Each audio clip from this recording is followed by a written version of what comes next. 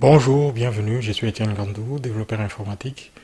Je reviens une fois de plus pour parler de ce qui va constituer pratiquement l'épilogue de l'application développée qui s'intitule Lawyer Cases and Bills. De quoi s'agit-il? Je vais faire un petit rappel. Il s'agit d'une application que j'avais développée et que j'ai présentée la première fois à l'année passée. Il s'agit en fait d'une gestion qui concerne un cabinet d'avocats. Et la première version de l'application telle que je l'avais présentée, elle était écrite en .NET Framework.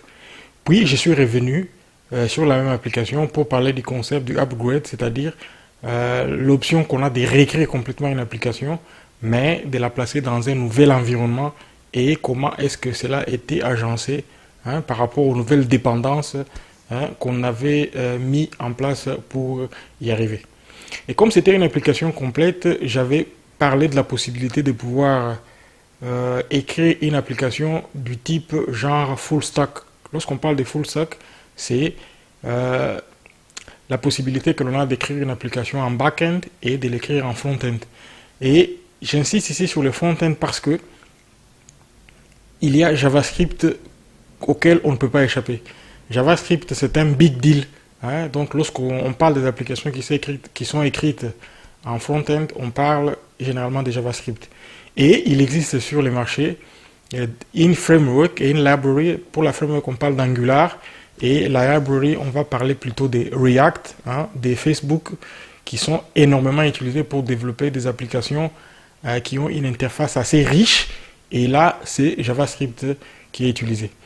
Et je pense que pour l'une des applications que j'avais écrites, il s'agit notamment de Warehouse Management System. J'avais présenté la possibilité qu'il y avait de développer la même application mais en utilisant un autre type d'interface et je l'avais fait avec Angular à l'époque.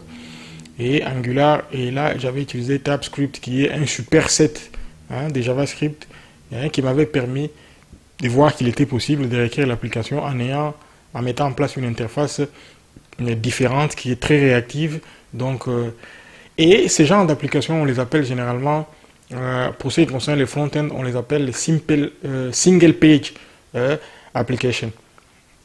Et elles constituent vraiment la norme sur le marché lorsqu'on parle des applications du front-end. Et dans ces soucis de proposer aussi une réponse par rapport à cela, et depuis quelque temps, Microsoft est venu avec ce qu'il appelle Blazor Web Assembly. Donc, c'est une framework qui permet d'écrire aussi des applications en front-end sans écrire du JavaScript. Là, on reste strictement dans les C# pour lesquels l'application est développée en back-end et on peut aussi écrire du front-end en utilisant uniquement C#. Et c'est ce qui va faire l'objet de cette présentation. Oui, effectivement, l'application, j'ai pu finalement avoir le temps d'écrire des modules qui permettent de démontrer effectivement que on peut aussi avoir cette forme de single page application en utilisant Blazor Web Assembly pour arriver à ces résultats qui, à mon sens, est totalement convaincant. C'est vrai que c'est une technologie qui est un peu jeune par rapport à React ou bien Angular qui sont énormément populaires, mais j'ai pu voir qu'elle offre aussi également toute la puissance de développer des applications assez riches qui permettent d'avoir une expérience utilisateur assez convaincante dans le navigateur. Maintenant, qu'est-ce que nous avons fait concrètement? Puisque l'application, la première version que j'avais développée, elle était l'interface en sortie, nous utilisions MVC, MVC, et après MVC, j'ai écrit une application parce que pour aller vers une application du type front-end, généralement, nous devons écrire des API, c'est-à-dire on va écrire des web API. En fait, ce sont des services, puisque les applications qui fonctionnent en front-end consomment souvent des services, et ces services-là leur sont fournis par des applications du genre web API. En fait, les web API, ce sont des endpoints qu'on appelle des endpoints. C'est généralement, on peut appeler ça comme des liens, des liens URL donc sur lesquels les applications clientes vont pointer. Et lorsque les applications clientes pointent sur ces URL-là, ces URL généralement génèrent des données du type JSON. À l'époque, c'était du XML. Maintenant, c'est le format qui est le plus utilisé pour les Web API, c'est les fichiers du type JSON. Et nous l'avons fait, je pense, j'avais présenté la partie où l'application avait été développée pour créer ces endpoints, hein, donc les Web API, qui pouvaient être consommés qui peuvent être consommés par n'importe quelle application. L'avantage des Web API, c'est que quel que soit l'environnement dans lequel l'application est développée, les applications genre mobile ou bien les applications qui sont écrites dans d'autres environnements peuvent interagir avec cette application via cette application du type Web API. Et donc, elle va servir de pont entre notre application en back-end et les différentes applications du type front-end qui peuvent être écrites. Comme je l'ai dit, ça peut être Angular, ça peut être React, et pour le cas précis ici, c'est Blazor Web Assembly. Donc c'est cette technologie qu'on a utilisée, que j'ai utilisée en l'occurrence, hein, pour reproduire la même expérience qu'on a de créer un avocat, de l'ajouter, de les modifier, de les supprimer, et également de créer des affaires. Et on peut, pour cela, faire ce qu'on appelle les CRUD, c'est-à-dire on peut créer un enregistrement, les lire, les modifier et éventuellement les supprimer. Et c'est là grâce à l'application qui joue le pont qui est du type Web API. Voilà, trêve de bavardage. Je vous prie donc de voir l'application telle qu'elle a été développée et comment cette expérience utilisateur est assez riche dans le navigateur. Et on se retrouve à la fin et là, je dirais un mot pour clôturer. Très bien, voilà où nous en sommes. Comme je l'ai promis, nous avons 3 interfaces qui vont tourner côte à côte, mais qui pointent vers une seule et unique application en back-end, hein, qui est reliée à la base de données. Vous allez voir que les données que nous allons avoir en sortie sont pratiquement les mêmes, mais qui sont présentées sur plusieurs interfaces différentes. Vous voyez ici, nous sommes dans un navigateur Edge en l'occurrence, et sur les premiers onglets, nous avons notre application, je vais dire de l'interface graphique, hein. Celle-ci, c'est la version Blazor Web Assembly .NET 5 et nous allons utiliser Web API pour pouvoir piocher différentes endpoints qui vont nous envoyer les informations pour lesquelles nous allons interagir avec la base de données. Et ici, nous avons l'application classique, hein, comme je peux dire, elle est du type MVC. C'est la première que j'avais présentée à l'époque lorsque j'avais parlé de la possibilité de faire un upgrade. Et vous le voyez ici, nous avons une interface, hein, tout ce qu'il y a de plus classique. Et enfin, nous avons l'application que je définirais comme celle du type intermédiaire qui permet à l'application, à notre interface de sortie Blazor Web Assembly de pouvoir communiquer avec la base de données en lisant un certain nombre de endpoints. Et sans plus tarder, nous allons voir ici, lorsque je clique ici pour avoir la liste de tous les avocats qu'on a, vous le voyez, nous avons cette grille, hein, c'est un data grid dans lequel il y a différents types d'informations concernant les avocats, vous le voyez. Nous avons un enregistrement ici qui a comme ID 1004 et il a ces noms-là.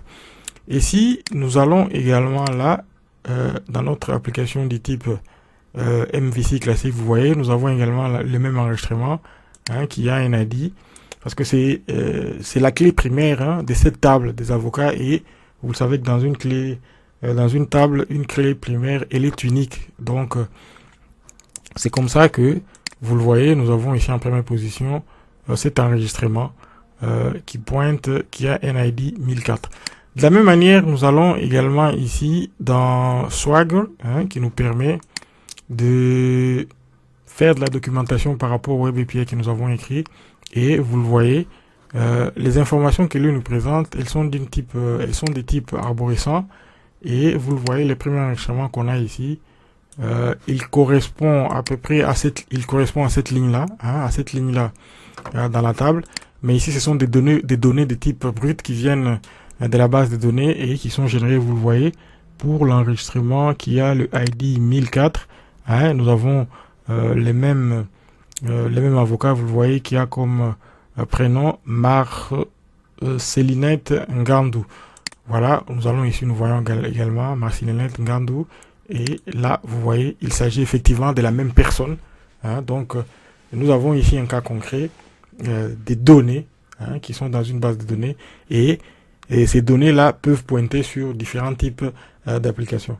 Et ce qui est intéressant ici, c'est que on peut développer différents types d'interfaces qui vont fonctionner dans différents environnements et pour, par exemple, le plus souvent, c'est pour les applications de type mobile. On peut développer une application qui va fonctionner sur une tablette ou sur un smartphone. Eh ben, vous le voyez, ces applications peuvent pointer. Donc, on écrit les services en un seul endroit et à ces services peut pointer différents types d'applications, qu'ils soient en Android, qu'ils tournent sur Android ou bien qu'ils tournent sur Mac ou sur d'autres plateformes. Eh ben, les résultats sera pratiquement les mêmes. Et c'est là grâce aux endpoints qui sont là. Et vous le voyez ici, ce qui est intéressant, Swagger nous permet de nous présenter une arborescence qui est du type un peu lisible. Vous le voyez, nous avons une table où nous avons les ID, nous avons la date des créations, la date des modifications, les prénoms, le deuxième nom, les taux horaires, la date de naissance. Voilà un certain nombre de champs qu'on retrouve dans une base, dans une table d'une base de données. Et grâce à Swagger, nous avons cette présentation qui offre une lisibilité qui est facile et qui est confortable pour les. Mais en fait, réellement, en réalité, voilà à quoi correspondent ces données. Si nous lançons cette requête, vous voyez, c'est la même chose. En fait, ce que vous voyez ici, c'est ce qui se trouve là. Vous le voyez, c'est le même URL. C'est le même URL. Ici, Swagger nous permet juste de construire une interface qui soit lisible. Il nous permet en fait de créer la documentation. Vous voyez, il y a un intitulé ici par rapport à la documentation. Donc, c'est la documentation qui est créée pour nous permettre de lire nos endpoints dans les cas où, par exemple, on les propose à d'autres utilisateurs qui peuvent les intégrer dans les applications. Il est très important d'avoir une documentation qui soit lisible. Vous le voyez, dans ce cas précis, Swagger nous permet d'avoir une lisibilité, nous permet d'offrir une lisibilité confortable de nos endpoints au cas où une personne tierce, si on les place, on veut les publier, une personne tierce peut les utiliser pour ses besoins à lui. Eh bien, grâce à Swagger, on peut avoir une documentation claire, on voit bien les différentes possibilités qu'il offre. Lorsque je parle de CRUD, ici dans ce cas-ci, lui parle de GET, c'est lorsque ici c'est généralement pour lire un enregistrement, POST c'est pour en créer, et GET c'est toujours pour lire, PUT c'est pour modifier un enregistrement et DELETE c'est pour les supprimer. Et vous voyez, ceci est d'une lisibilité qui est limpide, qui permet à n'importe quel développeur qui veut intégrer ses endpoints dans son application, dans n'importe quel type d'application, de pouvoir les faire sans difficulté.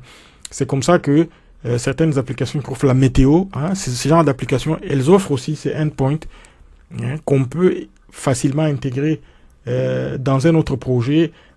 Et lorsqu'on veut avoir un aspect, peut-être un coin où on veut présenter la météo, eh ben, c'est généralement de cette manière-ci que cela fonctionne. Qu'est-ce que nous allons faire maintenant? Nous allons créer un enregistrement ici et nous allons en voir les implications. Je vais l'appeler MVC test. MVC test encore. Et date de naissance, je vais mettre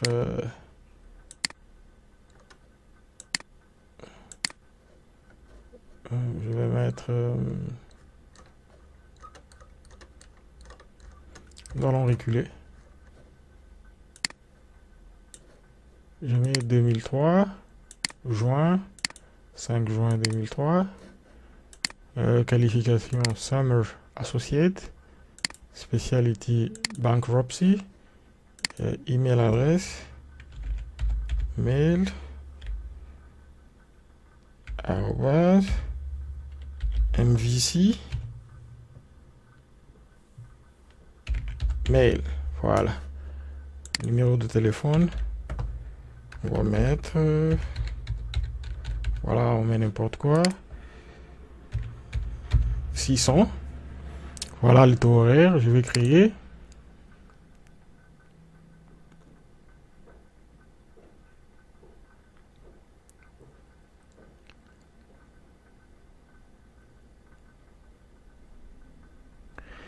Voilà, l'avocat a été ajouté. Nous allons vérifier ici vers la fin, la dernière page, vous voyez.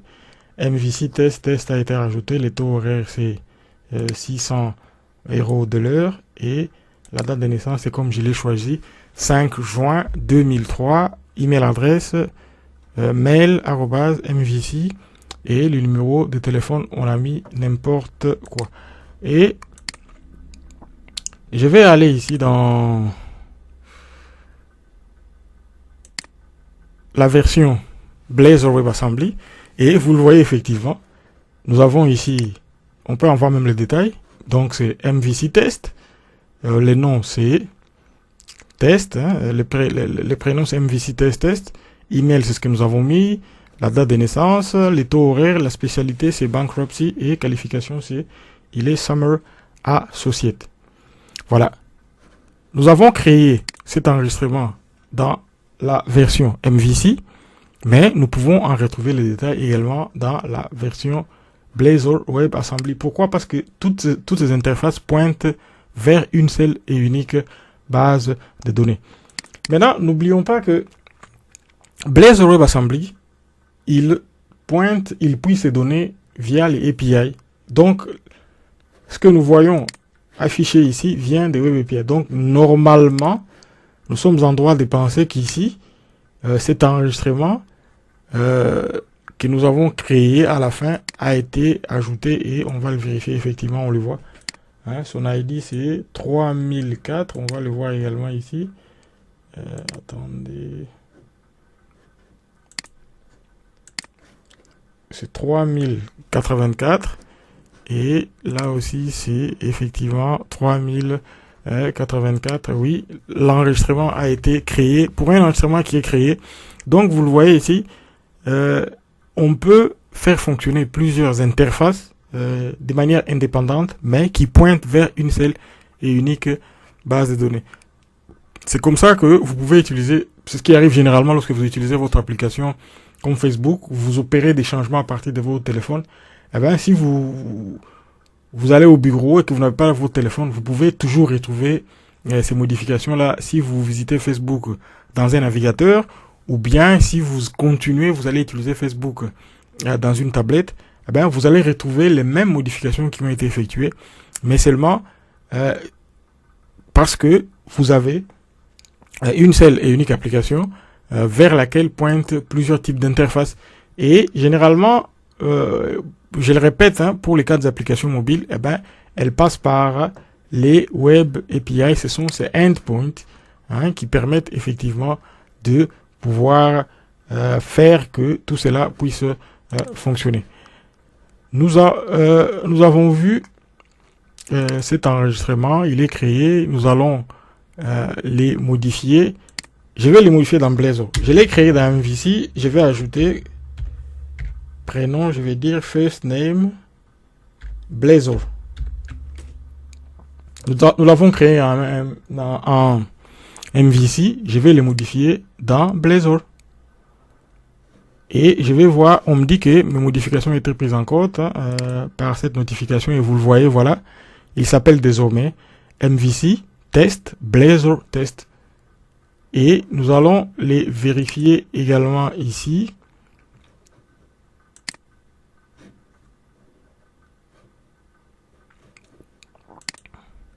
Voilà.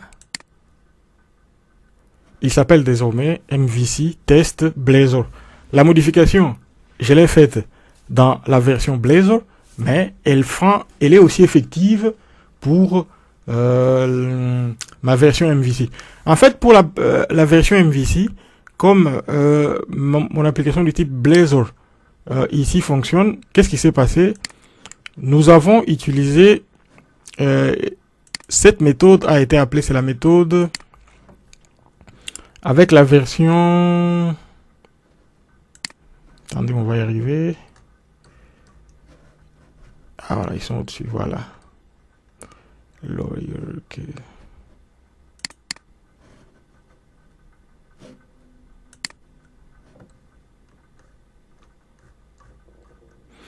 Voilà, nous y sommes, voilà. En fait, c'est le put ici qui a été utilisé pour modifier cet avocat puisque en fait l'application du type Blazor n'est pas réellement elle-même en contact avec la base de données.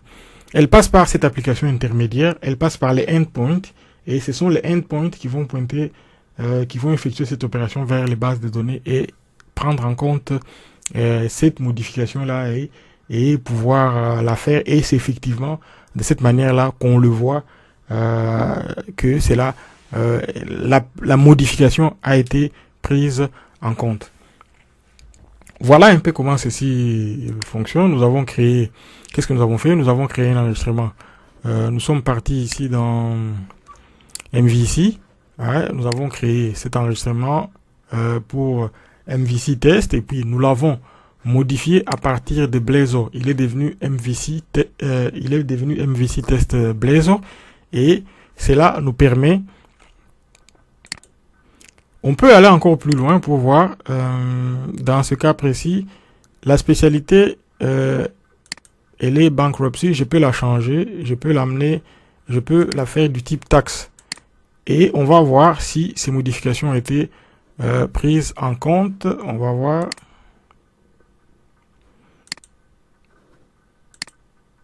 Voilà, la spécialité est passée à taxe.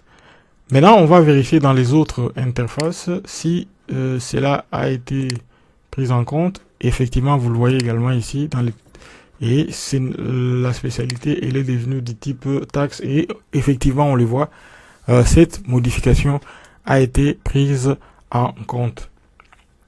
Ceci est très intéressant.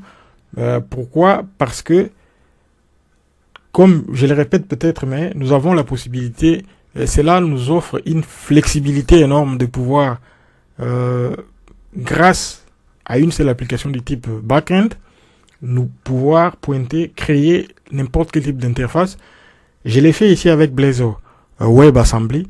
Cela pouvait, dès le moment que nous avons développé nos endpoints, on peut créer une autre interface du type avec Angular par exemple, on peut le faire avec React par exemple, et cela fonctionnera sans aucun problème. Dès lors que nos endpoints, comme on le voit ici, fonctionnent très bien sans problème, eh ben, on peut également les faire avec n'importe quel type. On peut écrire une application en Java et cela fonctionnera toujours. On peut le voir également pour les affaires. Les affaires, vous voyez, les affaires sont là. Les affaires sont là. Et qu'est-ce que je vais faire? Je vais démarrer à partir d'ici. Cette fois-ci, on va aller dans le sens inverse. On va créer un autre cas. Nous allons créer un nouveau cas. Qu'est-ce que nous allons l'appeler? Nous allons l'appeler Blazor.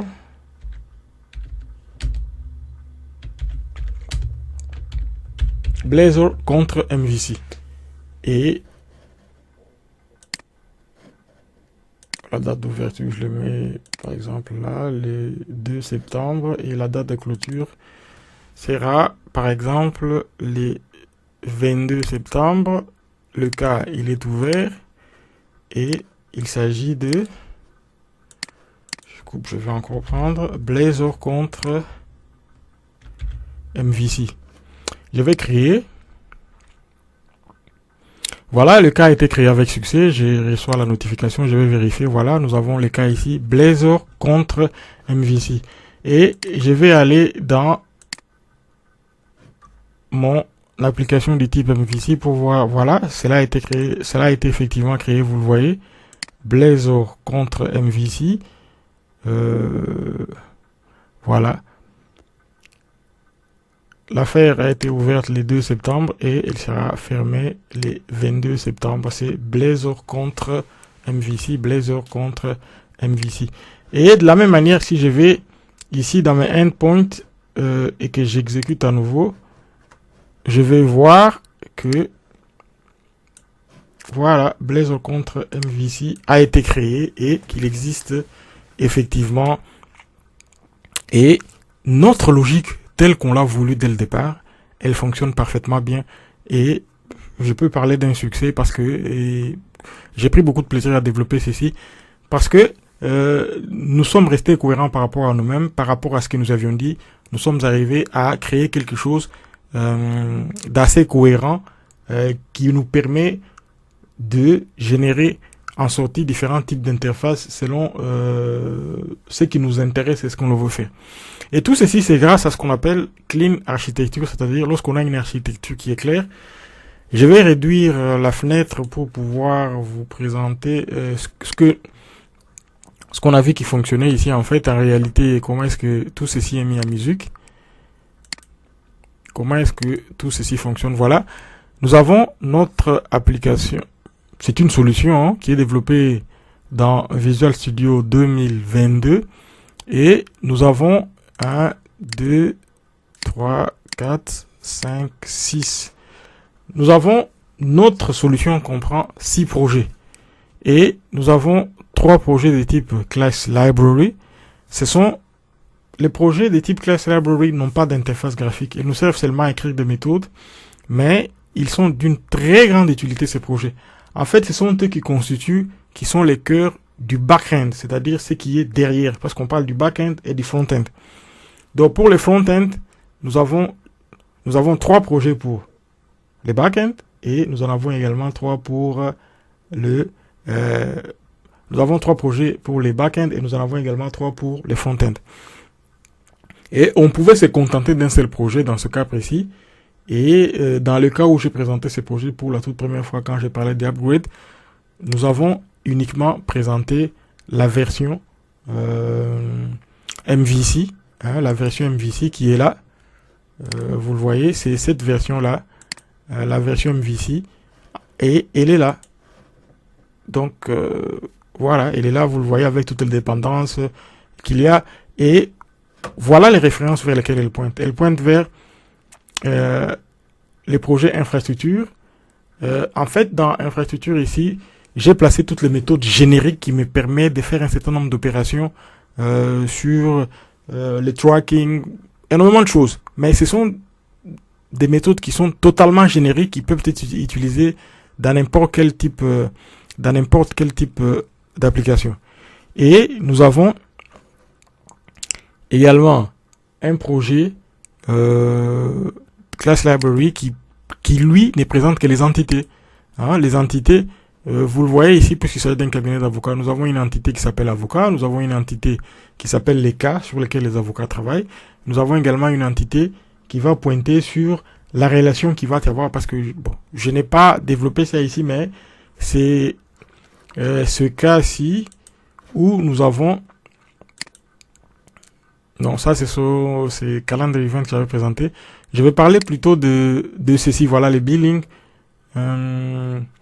Et lorsque, par exemple, une affaire est attribuée à un avocat, donc c'est de cela qu'il est question. Donc c'est un aspect de cette application que je n'ai pas développé. Bon, c'est possible de le faire, mais bon, j'ai pensé que ce n'était pas nécessaire parce que les modules qu'on a ici suffisent amplement pour...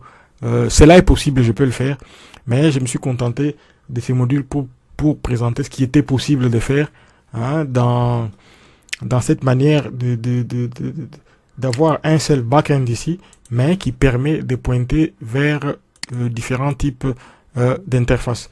Comme on les voit, pour chaque projet du type qui a son interface qui joue le rôle de front-end, elles pointent toutes vers les 3 projets de type Class Library qui représentent en fait les back-end de notre projet. Vous voyez, Web API pointe également sur Data Entity Framework, donc en fait c'est ici que mon application, c'est ces projets de type Class Library qui gèrent la relation avec la base de données.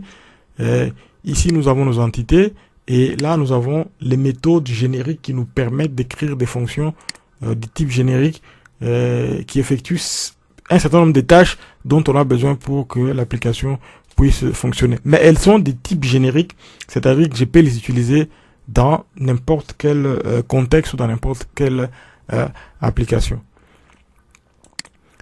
Voilà un peu sommairement de quoi il s'agit. On ne va pas aller trop profondément dans les détails parce que bon, sinon on n'en sortira pas, on n'a pas assez de temps. Je voulais faire ça assez court, mais du moins une chose que je voudrais insister ici, c'est présenter que je trouve intéressant, il y a une certaine analogie par rapport à la manière de faire de la dépendance injection, parce que de la même manière que je l'ai écrit pour mon interface MVC, j'ai utilisé également le même concept ici.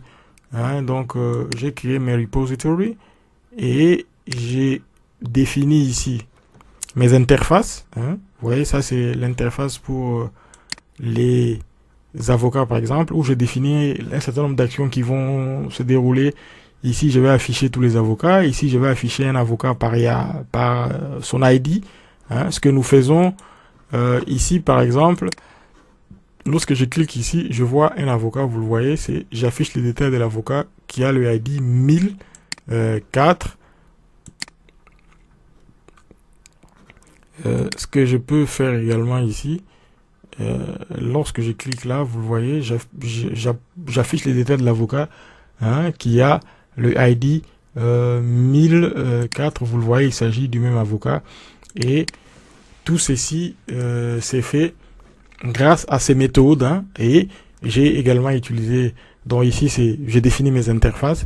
Hein, et un peu plus loin, là vient l'implémentation.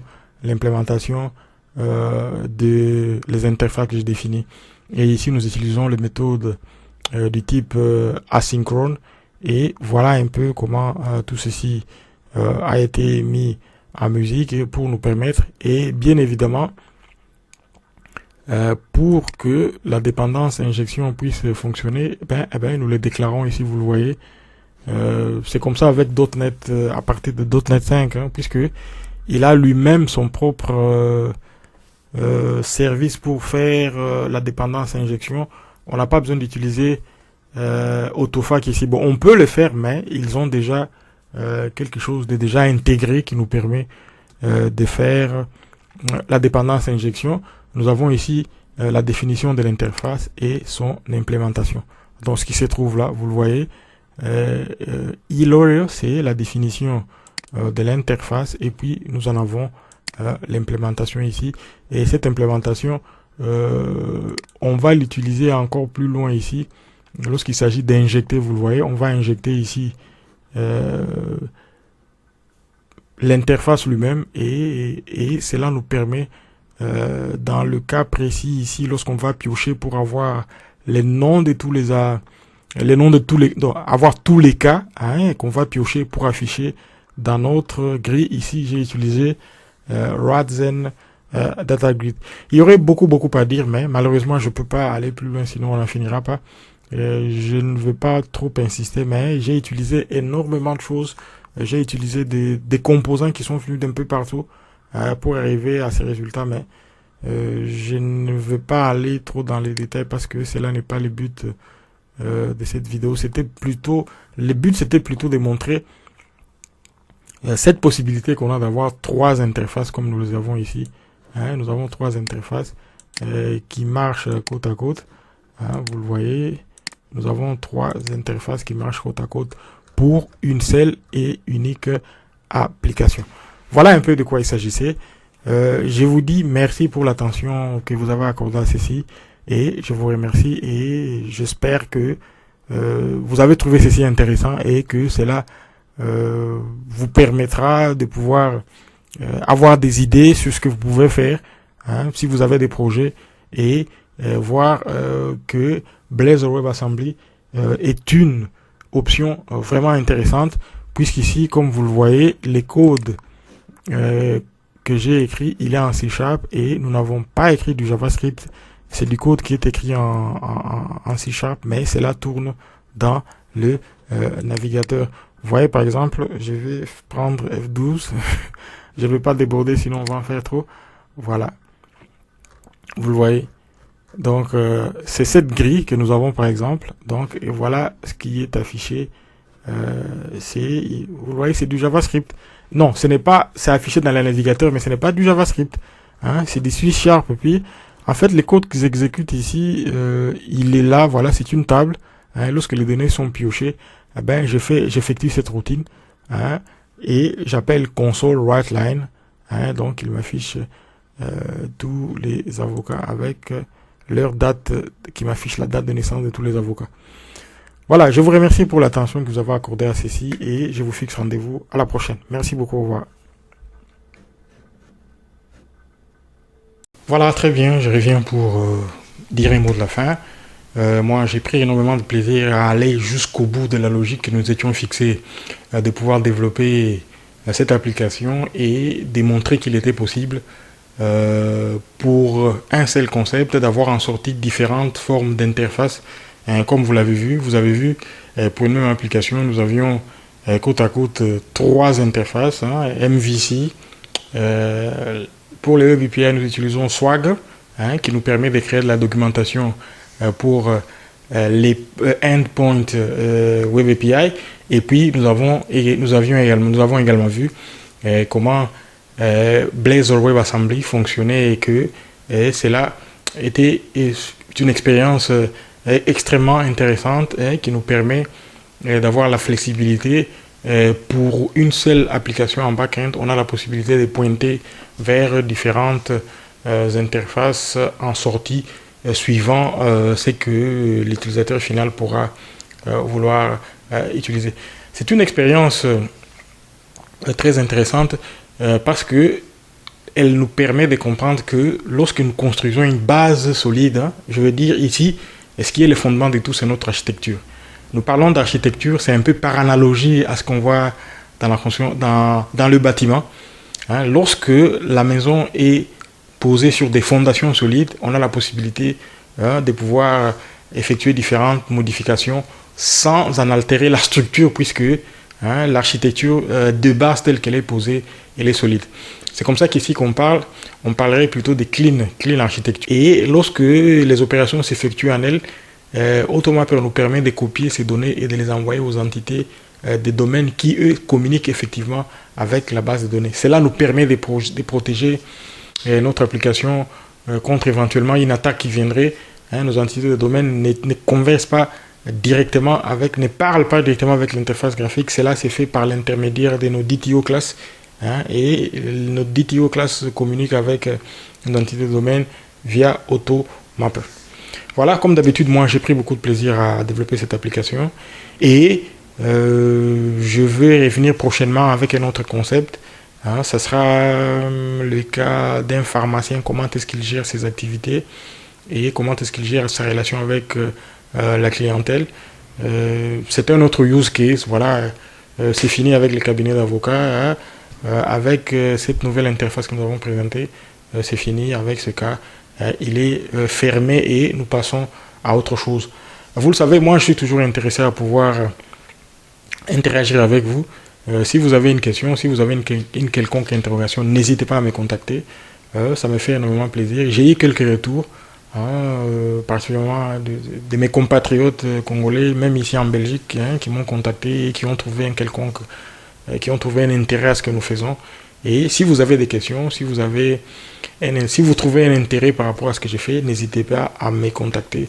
Je suis disponible et on pourra échanger, voir ce qu'on peut concrètement mettre en place.